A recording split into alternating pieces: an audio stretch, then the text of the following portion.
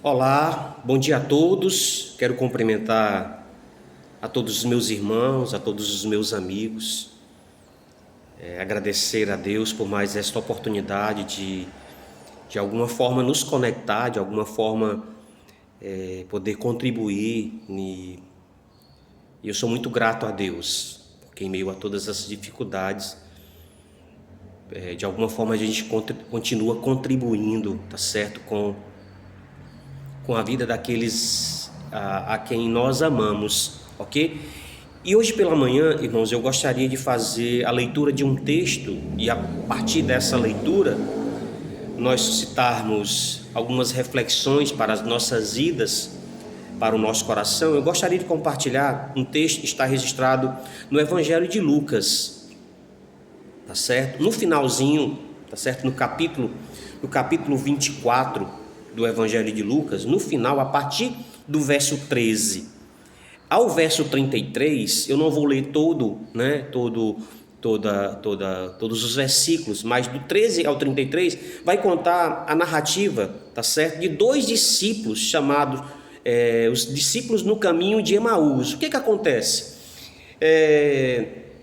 Isso aqui foi depois da morte de Jesus, depois da crucificação. O texto deixa claro, diz que esses dois discípulos fazem o percurso entre Jerusalém e a cidade de origem deles, que era Emaús, e ficava mais ou menos distante 12 quilômetros.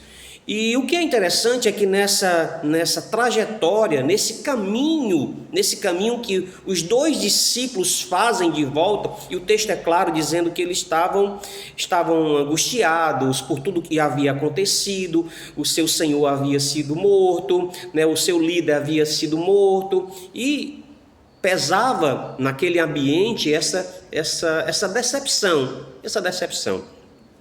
E nesse trajeto, Jesus se apresenta, Jesus já ressurreto, se apresenta a esses dois discípulos, mas tamanha era a decepção que o texto diz que eles não conseguiam perceber que era Jesus e estava ali com eles. Então quero ler alguns versículos e depois disso a gente vai pensar algumas coisas a respeito desse encontro e que esse encontro produziu na vida daqueles dois e podem tranquilamente nos ajudar na dinâmica das nossas vidas. Diz assim, eu vou ler a partir do verso 18. Um deles, chamado Cleópas, perguntou-lhe: você é o único visitante em Jerusalém que não sabe das coisas que ali aconteceram nesses dias?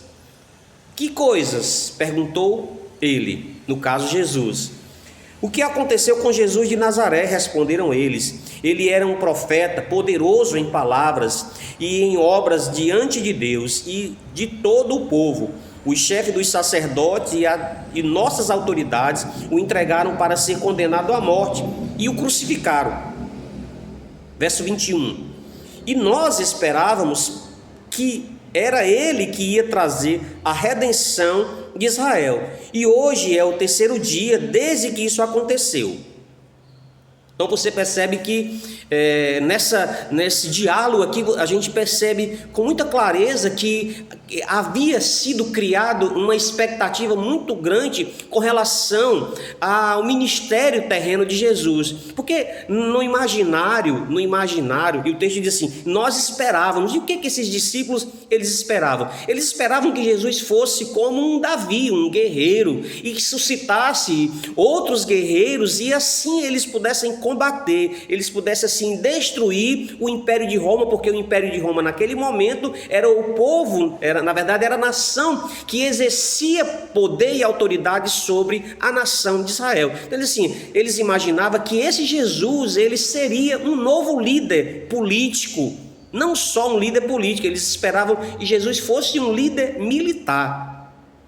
E quando eles viram o seu mestre sendo morto pelo Império Romano, na verdade, parece que dá a entender que eles imaginaram, olha, não é nada do que nós esperávamos. Nós esperávamos uma coisa e aconteceu outra completamente diferente. do que nós imaginávamos. Então guarde essa fala dos discípulos, porque tem muito da nossa reflexão de hoje. O texto continua, e eu quero continuar lendo a partir do verso 25. Então diz assim: ele lhes disse, Jesus lhes disse então: como vocês custam a entender e como demoram a crer em tudo o que os profetas falaram? Não devia o Cristo sofrer essas coisas para entrar na sua glória? E começando por Moisés e todos os profetas, explicou-lhes o que constava a respeito dele em todas as Escrituras. Então, a partir dessa compreensão equivocada que os discípulos tinham acerca de Jesus, o próprio Jesus ressuscitado, começa a explicar a partir de Moisés. E ele percorre todos os profetas para dizer que aquilo que havia acontecido com Jesus não era um equívoco, não era um engano, mas constava nas Escrituras. Na verdade, todas as Escrituras constavam a respeito de Jesus. A respeito de Jesus. E é a partir dessas duas falas, meus irmãos, que eu quero trazer uma reflexão para nós. Então, a semelhança desses dois discípulos, muitos de nós imaginamos um Jesus imaginário. Muitos de nós imaginamos que a figura de Jesus é aquilo que a gente imagina que ele seja, o que as pessoas dizem a respeito de Jesus. Mas o que nós aprendemos esta manhã é que o próprio Jesus disse assim: olha, o que vocês precisam saber a meu respeito, acerca da pessoa de Jesus, vocês precisam se preocuparem com os relatos das Escrituras. Ou seja, Jesus não é aquilo que as pessoas imaginam.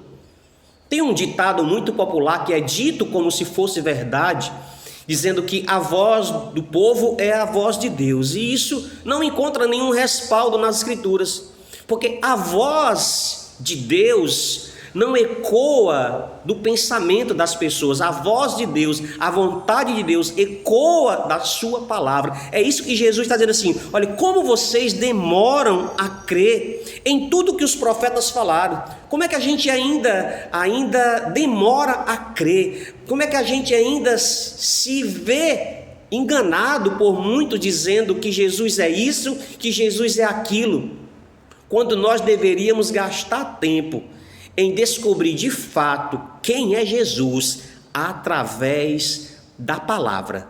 Em nenhum outro local nós vamos perceber com tanta clareza, com tanta nitidez quem é Jesus. E foi isso que Jesus fez com os discípulos. Ele reorganizou as ideias dos discípulos para que eles entendessem. E é interessante que a partir da exposição da palavra é que o texto diz que ao se aproximar do povoado, eles convidam Jesus para a sua casa, e na ceia e no partir do pão, Jesus se revela, eles conseguem perceber plenamente quem estava com ele. Quem estava de fato com eles não era o Jesus imaginário que eles pensavam. Quem estava com Jesus era o Jesus das Escrituras.